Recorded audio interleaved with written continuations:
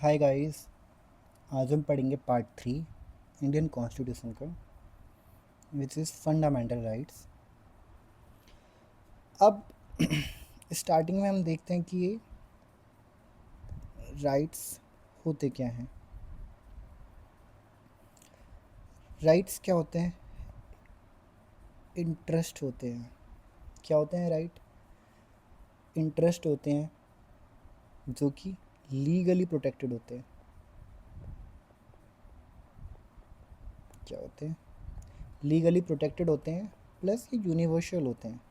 क्या होते हैं? यूनिवर्सल होते हैं क्योंकि हर किसी को मिलते हैं विदाउट एनी डिस्क्रिमिनेशन। अब क्वेश्चन आता है कि वाई दे आर इम्पॉर्टेंट।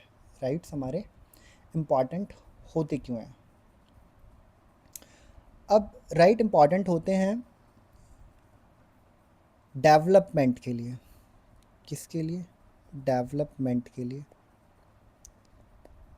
एक ह्यूमन की पर्सनैलिटी की, या उसके एक बेसिक लाइफ की सिक्योर उसको इसके एक बेसिक लाइफ की सिक्योरिटी के लिए, एक डिग्निफाइड की सिक्योरिटी के लिए इन राइट्स की क्या होती है, हमको ज़रूरत पड़ती है किसी भी ह्यूमन की।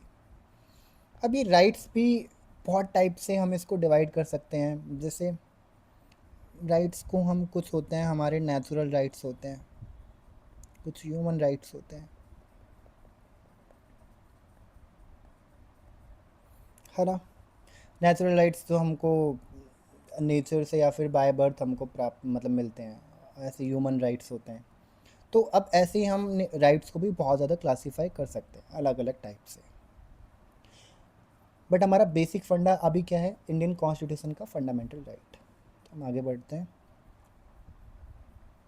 इसका फर्स्ट पार्ट आ रहा है कि इसकी फाउंडेशन कहाँ से बन के दिखती है हमको, कि ये मतलब इसका विज़न क्या था। हमको ये देखना है कि ये आए क्यों थे। वो तो मैंने अभी तुमको एक उसका हल्का सा ग्लिम्स बताया अभी, कि इसका विज़न ये था कि हर कोई जो ह्यूमन है वो अपनी एक डिग्निफाइड लाइफ जिए, एक सिक्योर लाइफ जिए, और उसका ह्यूमन डेवलपमेंट को क्या मिले? हेल्प मिले। किसके थ्रू? फंडामेंटल राइट्स या फिर राइट्स के थ्रू।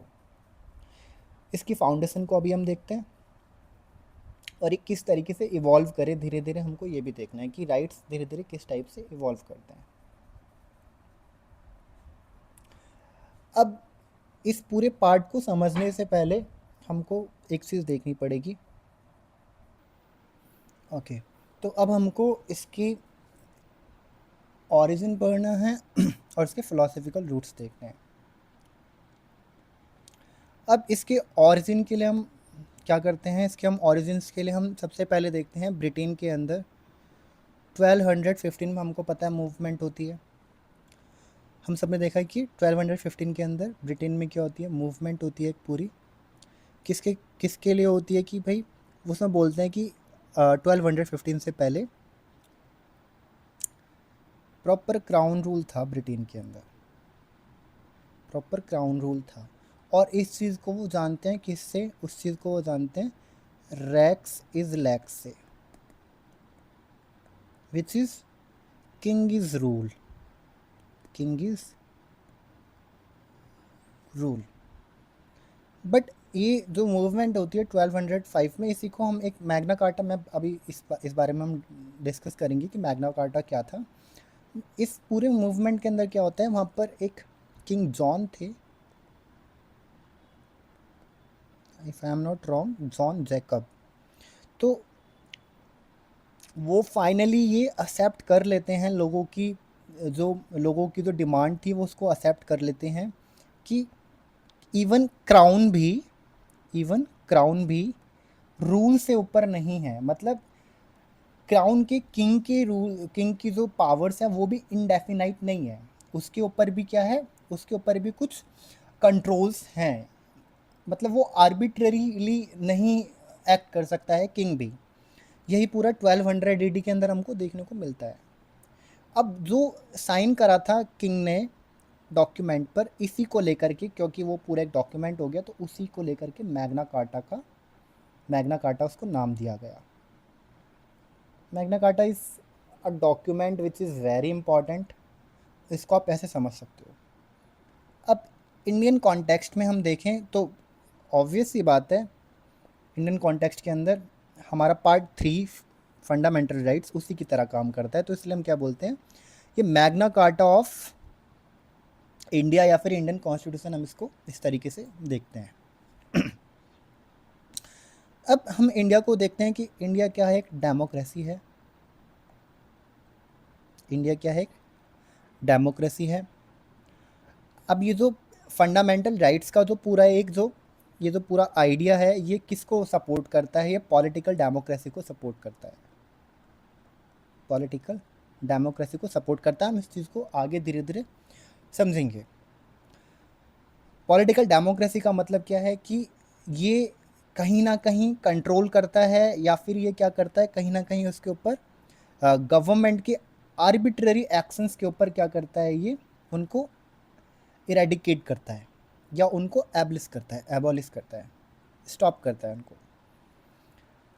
अब ये बात आती है कि ये हमारा जो आर्टिकल, ये जो हमारा जो पार्ट 3 है इंडियन कॉन्स्टिट्यूशन का, ये इंस्पायर कहाँ से है। इसने सबसे पहला तो ये मैग्ना कार्टा ब्रिटेन वाला जो 1215 के अंदर जो मैग्ना कार्टा था, एक तो उससे ये प्रॉपर इंस्पायर्ड था। Secondly US bill of rights और फ्रेंच डिक्लेरेशन से। फ्रेंच डिक्लेरेशन ऑब्वियसली सबने सुना ही होगा, फ्रेंच रिवॉल्यूशन के अंदर हमने देखा ही है, तो पूरा एक आपने देखी होगी एनसीईआरटी के अंदर, वो फोटो है पूरी जिसके अंदर लिखा हुआ है वो सब कुछ। और यूएस बिल ऑफ राइट्स भी आई गेस हैं, नहीं यूएस बिल ऑफ राइट्स नहीं, क्योंकि एनसीईआरटी के अंदर है ही नहीं वो। तो यूएस बिल ऑफ राइट्स और आपका ये फ्रेंच डिक्लेरेशन दोनों से ही इंस्पायर्ड है व्हाट हमारा इंडियन कॉन्स्टिट्यूशन के अंदर जो पार्ट 3 है। अब मैंने जैसे आपको बताया कि एक ह्यूमन के फ्रीडम के लिए नेसेसरी है, ये किसके गारंटी करता है, ह्यूमन का फ्रीडम किस चीज़ के लिए, उसके मॉरल और स्पिरिचुअल एलिवेशन के लिए। मॉरलिटी का ग्राउंड अभी हम देखेंगे जब हम बात करेंगे इक्वालिटी की, और हम स्पिरिचुअलिटी की जब हम बात करेंगे तो हम देखेंगे आपका इसी का पार्ट 4 और 5 फंडामेंटल राइट्स का, हम पार्ट 4 और 5 देखेंगे तब हमको समझ में आएगा ये सब चीज़ें भी। अब एक बात आती है जस्टिशिएबल इन कैरेक्टर, कि जितने भी हमारे एफर्ट्स हैं, जितने भी हमारे एफआर हैं, वो क्या है, जस्टिशिएबल है। अब ये लिखने की ज़रूरत क्या है, इसके पीछे रीज़न है, क्योंकि हमारे पास एक और चीज़ है विच इज़ डीपीएसपी, जो कि जस्टिसिएबल नहीं है ना, इसलिए यहाँ पर ये लिखा हुआ है अलग से। अब एक चीज़ मुझे और एडअप करनी है, मैं उसे यहीं एडअप कर देता हूँ कि जो जितने भी राइट्स होते हैं, इवन दे आर राइट्स भी, even they are classified into two types. First are positive rights, and second are negative rights. Positive type के राइट्स वो राइट्स होते हैं जो कि गवर्नमेंट को कुछ करने के लिए क्या करते हैं, बोलते हैं, गवर्नमेंट को कुछ पॉजिटिव एक्शन करने के लिए बोलते हैं, या फिर कुछ एक्शन करने के लिए उसको सजेस्ट करते हैं। और नेगेटिव राइट्स वो राइट्स होते हैं जो कि गवर्नमेंट को किसी एक्शन करने से रोकते हैं या कुछ एक्शन करने से रोकते हैं। तो इंडियन कॉन्स्टिट्यूशन के अंदर हमको जो मोस्टली राइट्स देखने को मिलते हैं, वो हमको कैसे राइट्स देखने को मिलते हैं, वो हमको नेगेटिव राइट्स देखने को मिलते हैं। अब सारे राइट्स आपने देखे होंगे, सारे राइट्स क्या हैं, मोस्टली सारे राइट्स हमने जो भी देखे हैं वो सारे क्या हैं, हमारे नेगेटिव राइट्स हैं। एग्जाम्पल के लिए आर्टिकल 14 देख लो, इक्वालिटी, राइट टू इक्वालिटी के अंदर आर्टिकल 14 के सॉरी जो पार्ट है हमारा राइट टू इक्वालिटी, उसके अंदर कोई भी जैसे अनटचेबिलिटी उठा के देखा हमने तो नहीं करने के लिए बोला हुआ। आर्टिकल 18 के अंदर हमने देखा हुआ तो वो एबॉलिशमेंट हटाने के लिए, मतलब वो हर चीज़ में नहीं नहीं बोला जा रहा है। तो इसका मतलब वो सारे राइट्स किस टाइप के हैं, वो नेगेटिव टाइप के राइट्स हैं, उनका नेचर क्या है, नेगेटिव है। अब जस्टिशिएबल ही राइट्स वो होंगे जो कि लीगली प्रोटेक्टेड है, ऑब्वियस सी बात है। और ये लीगली प्रोटेक्टेड सिर्फ किन्हीं पर्सनस, मतलब जस्टिसेबल मतलब अब राइट को, लेट सपोज हम बात कर रहे हैं अनटचेबिलिटी की, आर्टिकल 17 की बात कर रहे हैं। अब ये बायसनेस या फिर अनटचेबिलिटी आपके साथ दोनों कर सकते हैं, गवर्नमेंट भी कर सकती है या कोई पर्सन भी कर सकता है या फिर कोई ऑर्गेनाइजेशन भी कर सकती है। जैसे गवर्नमेंट बोल दे कि भाई हम तो किसी XYZ कम्युनिटी को हम नहीं देंगे, गवर्नमेंट बोले कि हम किसी XYZ कम्युनिटी को हम जॉब नहीं देंगे, हम उनका एम्प्लॉयमेंट नहीं देंगे, तो ये किसके अंदर आ जाएगा, ये आ जाएगा गवर्नमेंट जब क्या करती है, वायलेट करती है आर्टिकल आपका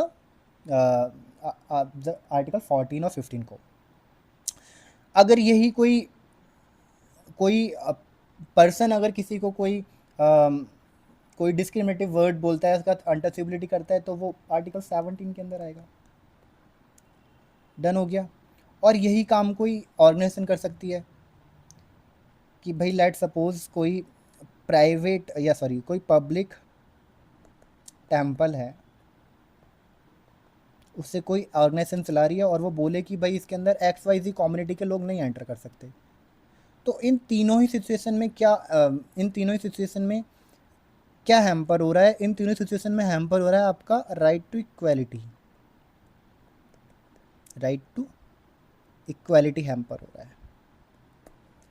डन हो गया। तो अब कौन सा इंस्टीट्यूशन है, लिख दिया कॉन्स्टिट्यूशन के अंदर, बट वो कौन सा इंस्टीट्यूशन है जो इनके राइट्स को क्या करेगा, गारंटी करेगा या फिर जो प्रोटेक्ट करेगा, वो है आपका जुडिशियरी। जुडिशियरी ही क्या करती है, हमारे राइट्स को प्रोटेक्ट करती है और प्रोटेक्ट करती है किससे, इंडिविजुअल्स से या किसी प्राइवेट ऑर्गेनाइजेशन से, और गारंटी करती है किसके अगेंस्ट, गवर्नमेंट के अगेंस्ट। गारंटी करती है किसके अगेंस्ट, गवर्नमेंट के अगेंस्ट। बट हर राइट का अपना क्या है, हर राइट का अपना क्या है, एक उसका लिमिटेशन है ना। हर राइट का क्या है, अपना एक लिमिटेशन है। जैसे कि आपने देखा होगा कि आपने मम्मी से पूछा कि मम्मी मैं दोस्त के घर जाऊं, मम्मी से पूछा आपने कि मम्मी मैं 10:30 बजे रात को पार्टी है दोस्त के घर पर, तो आप बोलो कि मम्मी पार्टी में जाऊं, तो आपकी मम्मी बोलती है कि और कि चला जा, बट उससे पहले सारे कपड़े धो दियो, अपने खाना बना लियो अपना खुद का, और बर्तन साफ़ करके पूरा होमवर्क कंप्लीट करके फिर चला जाइयो। तो अब आप इतना करोगे नहीं या फिर उतना टाइम नहीं बचा, तो अब वो बट ही पूरा कॉन्ट्राडिक्शन लगा देता है। तो अब वो भी हम उसका देखेंगे कि उसकी लिमिटेशंस, हमको हर आर्टिकल की कुछ लिमिटेशंस भी देखनी पड़ेंगी कि वो उसके पीछे क्या होता है, कुछ लिमिटेशंस होती हैं कि कोई भी एब्सोल्यूट आर्टिकल नहीं है। अब जो हमारे राइट्स हैं उसके लिए वैसे एक पूरे उसके अंदर एक हायरार्की होती है, पूरी जुडिशरी के अंदर एक हायरार्की होती है कि पहले नीचे सेशन कोर्ट्स होते हैं, उसके ऊपर हाई कोर्ट्स होते हैं, उसके ऊपर सुप्रीम कोर्ट होता है। एक एपेलेट जुरिस्डिक्शन के अंदर आपको ऐसे करके ऊपर जाना होता है, but in case of fundamental rights violation आप सीधा हाई कोर्ट के अंदर आप क्या कर सकते हो, अप्रोच कर सकते हो। अगर आपका कोई भी स्टेट मशीनरी अगर आपकी किसी भी फंडामेंटल राइट को वॉयलेट करती है, और ये आपको राइट कौन सा आर्टिकल देता है, आर्टिकल 226। डन हो गया। इसके आगे अगले पार्ट में देखते हैं B.R. अम्बेडकर की क्या विज़न था इन फंडामेंटल राइट्स को लेकर के, उनकी कॉन्स्टिट्यूशनल फिलॉसफी के बारे में बात करते हैं। उनका मानना ये था कि राइट्स सिर्फ पेपर्स के ऊपर ना हो करके एक सोशल चेंज का रीज़न बने, या फिर कुछ सोसाइटी के अंदर एक चेंज लाने के लिए एक वेपन की तरह काम करें, एक एक्टिव वेपन की तरह काम करें। मतलब जो भी उनका मानना ये था कि जो भी हमने चेंजेस हमने सोचे हैं उसका रियलिटी में सोसाइटी के अंदर या फिर कंट्री के अंदर कुछ उसकी वजह से कुछ चेंजेस दिखें, वो सिर्फ पेपर्स पे ही ना रह जाएं। उनका पहला मानना ये था। दूसरा, फंडामेंटल राइट्स को लाने के लिए उनका मेन मकसद क्या था, इक्वालिटी को ख़त्म करना। अभी सॉरी इनइक्वालिटी को ख़त्म करना, I am really sorry, inequality को ख़त्म करना। अब वो इनइक्वालिटी सिर्फ सोशल नहीं हो सकती, वो सोशल भी हो सकती है, इकोनॉमिक भी हो सकती है, है ना। तो अब पॉलिटिकल भी हो सकती है। जब हम राइट्स की बात करते हैं तो राइट्स भी सिंगल नहीं, सोशल राइट्स होते हैं, पॉलिटिकल राइट्स होते हैं, इकोनॉमिकल राइट्स होते हैं। अब उन्होंने बोला कि ये तीनों ही पैरामीटर्स पर क्या होना चाहिए, इनइक्वालिटी ख़त्म होनी चाहिए, या फिर इवन कम से कम थोड़ा बहुत उसके बीच में गैप तो कम होना चाहिए। अब हम जितना भी, जैसे हम बात करते हैं इसके अंदर फंडामेंटल राइट्स के अंदर हम बात करते हैं, तो हमको सोशल सिक्योरिटी देखने को मिलती है आर्टिकल 17 के थ्रू, है ना। हमको पॉलिटिकल, हमको पॉलिटिकली भी हमको देखने को मिलता है कि भाई पॉलिटिकल, जैसे हमने देखा कि वो आगे जा करके हम देखते हैं कि वो अपने इंस्टीट्यूशन को प्रोटेक्ट कर सकते हैं, वो सब चीज़ें हमने देखते हैं। बट क्या इकोनॉमिकली कुछ ऐसा है कि जो कि इनइक्वालिटी को कम कर रहा है? और एट दैट मोमेंट जब हमारा 1947 में देश जब हमारा इंडिपेंडेंट हुआ था, तो क्या उस टाइम पर इंडिया की इतनी कैपेबिलिटी थी, इंडिया की गवर्नमेंट की, उन लोगों की इतनी कैपेबिलिटी थी कि वो उन लोगों को फाइनेंस कर पाएँ जो कि बहुत ज़्यादा गरीब हैं, जो कि बहुत ज़्यादा पुअर हैं, और उनको अपलिफ्ट कर पाएँ? अगर गलती से भी आर्टिकल सॉरी, अगर गलती से भी फंडामेंटल राइट्स के अंदर इकोनॉमिक इकोनॉमिक इक्वालिटी के लिए अगर कोई भी आर्टिकल डाल दिया जाता, तो इसका मतलब गवर्नमेंट को वो करने के लिए, गवर्नमेंट क्या होती, वो गवर्नमेंट को करना पड़ता, वो नेसेसरी होता गवर्नमेंट को। और अगर वो नहीं करती तो लोग कोर्ट जाते, और गवर्नमेंट के पास उतने फाइनेंसेस नहीं थे एट दैट टाइम कि वो इतना सब कुछ प्रेशर बियर कर पाए। तो इस वजह से हम क्या देखते हैं कि हमने देखा कि जो उस टाइम पर जो हमारे जो कॉन्स्टिट्यूशनल मेकर्स जो थे, उन्होंने क्या करा कि रैदर देन कि वो फंडामेंटल राइट्स में इन इकोनॉमिकल राइट्स को डालें, उन्होंने क्या करा, इन्हीं को सबको कहाँ शिफ्ट कर दिया, डीपीएसपी में। और डीपीएसपी को क्या बोला गया कि वो क्या है, वो काइंड ऑफ डायरेक्ट करा गया है स्टेट्स को कि जब भी आप अपनी पॉलिसीज़ बनाओगे तो आपके दिमाग में ये चीज़ें रहनी चाहिए। बट वो लीगली प्रोटेक्टेड नहीं है, वो गारंटी नहीं है स्टेट के अगेंस्ट। अगर स्टेट चाहे तो कर सकती है, अगर वो उतना नहीं प्रेशर बियर कर सकती तो ना करे। डन हो गया। आगे, अब ये पूरा document constitution doctor B R Ambedkar ने इस टाइप से लिखा था कि ये मॉडर्न सोसाइटल चेंजेस को या फिर आगे आने वाली जो चीज़ें हैं उनके हिसाब से क्या हो जाए, ये अडेप्ट हो जाए। इसलिए भी हम बोलते हैं कि कॉन्स्टिट्यूशन क्या है कि एट द सेम टाइम वो रिजिड भी है, एट द सेम टाइम वो फ्लेक्सिबल भी है। आपने ये चीज़ सुनी भी होगी। तो यही जो पूरा फ्लेक्सिबल और रिजिड की बात है, यही पूरा ये मैटर है, लास्ट वाला पॉइंट, डायनेमिक इन्फोर्समेंट। आगे अब हम पढ़ते हैं आर्टिकल 12। हम जब भी एफ आर की बात करते हैं तो हम देखते हैं कि एफ आर को हम 6 पार्ट्स में डिवाइड करते हैं, जिसके अंदर हम राइट इक्वालिटी और फिर आगे सारी चीज़ें पढ़ते हैं। बट हमने कभी भी नहीं देखा कि हम जितने भी जब भी हम पढ़ते हैं तो हम देखते हैं कि हमारा आर्टिकल 14 से हमारा फंडामेंटल राइट स्टार्ट होता है और वो 32 पर जा कर के ख़त्म हो जाता है। बट ना 12 पढ़ा कभी ढंग से, ना 13 पढ़ा। तो पहले हमको ये 12 13 के बारे में भी हमको समझना पड़ेगा। आगे जा कर के 33 34 35 भी पढ़ेंगे, पूरा पढ़ के चलेंगे कि हम कुछ नहीं छोड़ेंगे इसमें। Okay, article 12 definition of state, state को डिफाइन करता है। किसको डिफाइन करता है? स्टेट को डिफाइन करता है। अब हम देखते हैं कि गवर्नमेंट की जो मशीनरी होती है 3 टाइप में डिवाइड करते हैं हम उसको। क्या क्या 3 ऑर्गन होते हैं गवर्नमेंट के, क्या क्या? पहला क्या होता है? लेजिस्लेटिव। दूसरा क्या होता है? एग्जीक्यूटिव। और तीसरा क्या होता है? हमारा जुडिशरी।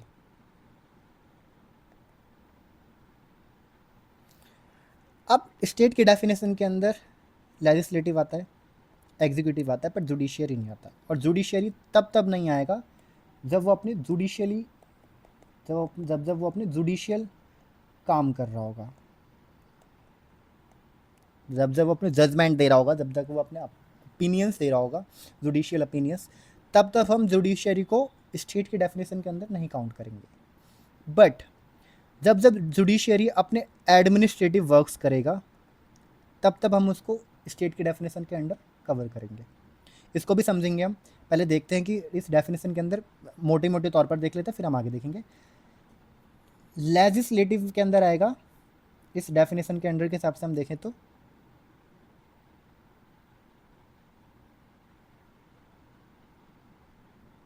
किसको हम लेंगे, इसके अंदर आएगा आपका लेजिस्लेटिव आएगा, एग्जीक्यूटिव आएगा, इसमें दोनों आएंगे, स्टेट भी दोनों के अंदर। ऐसे लिख लेते हैं इसे, इसको ऐसा लिख लेते हैं हम कि लेजिस्लेटिव और आपका एग्जीक्यूटिव, ऐसे करके, और यहाँ पर हम लिख लेते हैं स्टेट भी और सेंटर भी, है ना। दोनों के लेजिस्लेटिव और एग्जीक्यूटिव किसके अंदर काउंट होते हैं, डेफिनेशन इसके स्टेट की डेफिनेशन के अंदर। और क्या काउंट होगा इसके अंदर, लोकल बॉडीज़ आपकी है, लोकल गवर्नमेंट, ठीक है, जितनी भी आपकी लोकल अथॉरिटीज़ या बॉडीज़ हैं वो सारी काउंट हो जाएगी, पंचायत और म्यूनिसिपैलिटीज़। और इसके अंदर काउंट हो गई आपकी स्टैट्यूटरी बॉडीज़, ठीक है, स्टैट्यूटरी बॉडीज़ काउंट होंगी जो कि पार्लियामेंट ने बनाई है, स्टेट असेंबलीज ने बनाई है। डन हो गया। पहले तक तो यही था, लेकिन एक अजय हाशिया का केस आता है। अजय हाशिया का केस आता है, उसके अंदर क्वेश्चन ये था कि लेट सपोज एक ऑर्गेनाइजेशन, लेट सपोज हम बोल रहे हैं कि टीसीएस है, सेंट्रल गवर्नमेंट ने टीसीएस को कोई काम दिया कि आपको कोई रिजल्ट कॉम्पिलेशन करना है, आपको क्या करना है, रिजल्ट कॉम्पिलेशन करना है। और टीसीएस ने करप्शन करके या बायसनेस करके क्या करा, मैनिपुलेट कर दिया डाटा।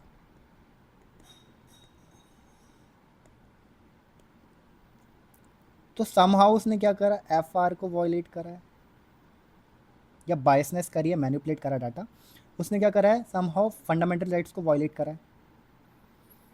तो अब क्या टीसीएस को हम डेफिनेशन में मानेंगे स्टेट की, या फिर टीसीएस खुद कंपनी अपने अंदर बायसनेस कर रही है जॉब क्रिएशन के अंदर किसी भी तरीके से, तो क्या हम उसको स्टेट की डेफिनेशन के अंदर काउंट करेंगे। तो अजय हाशिया वाला केस के अंदर यही चीज़ हमारे सामने आती है कि जब जब कोई प्राइवेट बॉडी पब्लिक फंक्शन करती है या फिर वो उसको फाइनेंस या फिर एडमिनिस्ट्रेट करी जाती है गवर्नमेंट के द्वारा। समझो क्या तीन चीज़ें हैं, जब जब कोई प्राइवेट कंपनी जब जब कोई प्राइवेट कंपनी पब्लिक फंक्शन कर रही होती है, पब्लिक फंक्शन जैसे मैंने आपको बताया, उस रिजल्ट कंप्लीशन कर रही है कोई कंपनी, पब्लिक फंक्शन कर रही होती है, या फिर अपना एडमिनिस्ट्रेट उसको कौन कर रहा है, कोई गवर्नमेंट कर रही है, या फिर वो हैविली फाइनेंस, मतलब गवर्नमेंट उसे बहुत ज़्यादा फाइनेंस कर रही है, तो एट दैट सिनेरियो वो क्या, स्टेट की डेफिनेशन के अंदर वो प्राइवेट बॉडी भी आएगी। डन हो गया। तो अब इस हिसाब से हम किस किस को रखेंगे, इसके हिसाब से हम रखेंगे लोकल बॉडीज़, इसके अंदर अथॉरिटीज़ आप समझ रहे होगे, लोकल बॉडीज़ या अथॉरिटीज़, लो ऐसे ही लिख देता हूँ। और इसके अंदर हम रखेंगे आपके स्टैट्यूटरी बॉडीज़, एसबी। इसके अंदर हम रखेंगे जितनी भी प्राइवेट कंपनीज़ हैं, प्राइवेट कंपनीज़ जो कि क्या हैं, एडमिनिस्ट्रेटेड हैं या फिर फाइनेंस हैं गवर्नमेंट से, या फिर लास्ट में हम देखते हैं लेजिस्लेटिव और एग्जीक्यूटिव किस लेवल का, स्टेट और सेंटर। ये किसके अंदर आता है आपका, आर्टिकल 12 के अंदर। आगे बढ़ते हैं, आर्टिकल 13। आर्टिकल 13 के अंदर जो मेन चीज़ लिखी हुई है वो इसमें ये लिखी हुई है कि कोई भी, जैसे लेट सपोज इसके लिए हमको एक नंबर लाइन टाइप से चीज़ें रेडी करनी पड़ेगी। लेट सपोज 1947 को हम ज़ीरो की तरह रख के चल रहे हैं, अब ये इससे पहले का सारा टाइम हम मानेंगे इस वाले एरिया को, और ये उसके बाद का। तो ये जो 1947 से पहले जितने भी लॉज बने हैं इसको हम क्या बोलते हैं, प्री कॉन्स्टिट्यूशनल लॉज। और जो भी इसके बाद बने हम उसको हम क्या बोलते हैं, पोस्ट कॉन्स्टिट्यूशनल लॉज। अब इसमें लिखा क्या होता है कि जो भी प्री कॉन्स्टिट्यूशनल लॉज, जो भी आपकी इस पार्ट 3 के साथ इनकंसिस्टेंट है, मतलब उसके साथ वो क्या कर रहे हैं, क्लैश में है, तो वो सारे लॉज को क्या करा जाएगा, नल एंड वॉइड डिक्लेयर किया जाएगा। ऐसे ही जितने भी पोस्ट कॉन्स्टिट्यूशनल लॉज इनकंसिस्टेंट हैं, किसके साथ, आपके पार्ट 3 के साथ, उसको नल एंड वॉइड डिक्लेयर किया जाएगा। लेकिन इसके अंदर दो चीज़ें आती हैं, एक आपका डॉक्ट्रिन ऑफ सीवियरेबिलिटी आती है और एक आपका डॉक्ट्रिन ऑफ एक्लिप्स आती है। जो सीवियरेबिलिटी आती है वो तो आती है आपकी मोस्टली इनके लिए कि लेट सपोज अगर ये क्लैश करता है तो उठा के फेंको साइड, सीधा स्ट्रक कर दो, ठीक है। अब इसके स्ट्रक के अंदर भी दो चीज़ें आती हैं कि लेट सपोज किसी भी लॉ के अंदर वो 17 उसके अंदर मतलब उसके अंदर 17 उसके पार्ट बने हुए हैं। अब 17 पार्ट में से लेट सपोज सुप्रीम कोर्ट ने 15 को स्ट्रक डाउन कर दिया कि भाई 15 तो इनकंसिस्टेंट है। अब सुप्रीम कोर्ट बोल गया कि भाई लेट सपोज ये दो तो ठीक है, इन केस अगर इस पूरे ही लॉ का क्रक्स इन दो में था, इन दो पार्ट के अंदर था, या फिर इन दो जो भी आपके जो पैरा थे उसके अंदर था, इन दैट केस क्या होगा कि अगर ये इंपॉर्टेंट है और इसका क्रक्स अभी भी है इन दो के बाद, इन दो के बचे रहने से ही सिर्फ, तो फिर तो ये इम्प्लीमेंट हो जाएगा, फिर तो 50 हट भी जाएगा तो ये इम्प्लीमेंट हो जाएगा। लेकिन लेट सपोज ये 15 हटने के बाद अब इसका कुछ मतलब बचा नहीं, या फिर ये उतना इंपॉर्टेंट अब रहा नहीं कि इसके इम्प्लीमेंट होने से भी अब जो उसका मेन कोर था वो चला गया लॉ का, तो ऐसे में इसको भी स्ट्रक डाउन कर दिया जाएगा। एक तो ये चीज़ होती है। दूसरा, कभी कभी लेट सपोज कि इन्होंने बोला कि यार ये दो तो नहीं मतलब ये दो तो जैसे एक सॉरी मैं एक चीज़ करके देख लेता हूँ। लेट सपोज ये 15 स्ट्रक डाउन कर दिए, अब गवर्नमेंट बोल रही है कि यार ये दो तो नहीं कर रहे थे ना, इनकंसिस्टेंट नहीं थे ना, तो बट सुप्रीम कोर्ट बोल रहा है कि ये सेपरेट भी तो नहीं हो पा रहे हैं ना, मतलब इसके बहुत सारे पार्ट तो इसी के अंदर घुसे हुए हैं, तो आप इसको कैसे सेपरेट कर सकते हो। तो इसके अंदर दो चीज़ें कि पहली बात तो कोर बच जाना चाहिए, अगर आपके कुछ रेस्ट बचे हुआ कुछ पार्ट है लॉ का जिससे आपने बोला कि भाई ये तो इनकॉन्सिस्टेंट नहीं है, तो अगर उसके अंदर कोर है, अगर उसके इम्प्लीमेंट होने से उस लॉ का कुछ कोर बचा हुआ है, उसका कुछ सिग्निफिकेंस बचा हुआ है, तो उसको हम इम्प्लीमेंट कर देते हैं, वरना हम उसको नल एंड वॉइड डिक्लेयर कर देते हैं। पहला ये। दूसरा, ऐसा भी हो सकता है कि उसको आप सेपरेट ही ना कर पाओ, वो सब कुछ आपस में इतना लिंक हो उस लॉ का कि आप उसको ऐसे पार्ट्स में डिवाइड ही ना कर पाओ, तो ऐसे में भी क्या होता है, पूरा ही आपका लॉ उड़ाया जाता है, पूरा ही लॉ को हम क्या करते हैं, हम उसको नल एंड वॉइड डिक्लेयर करते हैं। अब आगे एक्लिप्स के अंदर क्या है कि लेट सपोज ये वाले लॉज जो आपके प्री कॉन्स्टिट्यूशनल हैं, अगर ये एफ आर के साथ अगर ये इनकंसिस्टेंट होते हैं, रैदर देन डिलीटिंग दैम, हम क्या करते हैं, इनको डॉर्मेंट कर देते हैं। डॉर्मेंट मतलब काइंड ऑफ आर्काइव में डाल दिया कि अब पड़ा रहेगा। क्यों हम इसको डिलीट क्यों नहीं कर रहे हैं कि लेट सपोज एफ आर के अंदर कोई प्रोविज़न है जो कि अभी जिसकी वजह से ये क्या हो रहा है, ये जो पुराने आपके प्री कॉन्स्टिट्यूशनल लॉज हैं वो इम्प्लीमेंट नहीं हो पा रहे हैं, वो क्या हैं, वो इनकन्सिस्टेंट हैं। बट लेट से आज से 4 साल बाद, 40 साल बाद क्या हो रहा है कि वो जो पार्ट था जो कि इनकन्सिस्टेंट था उसको ही स्ट्रक डाउन कर दिया गया फंडामेंटल राइट्स में से। तो अब तो फिर वो उसके बाद क्या होगा, वो आपको जो पुराना प्री कॉन्स्टिट्यूशनल लॉ था वो फिर इम्प्लीमेंट हो सकता है। तो इसलिए हम क्या करते हैं, ऐसे में इसको डॉर्मेंट में रख देते हैं रैदर देन डिलीट करने के। डन हो गया। आज के पार्ट में हम इतना ही पढ़ते हैं, राइट टू इक्वालिटी से हम अगले पार्ट में पढ़ेंगे। चलिए, थैंक यू।